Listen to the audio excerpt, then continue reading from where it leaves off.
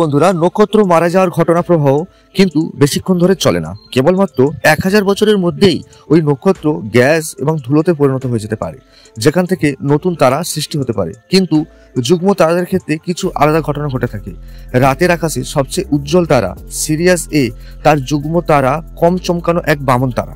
কখনো এটি সূর্যের মতনই উজ্জ্বল ছিল, আর যখন সিরিয়াস এর জ্বালানি শেষ হয়ে যাবে তখন এটি লাল দৈত্যকার হয়ে যাবে।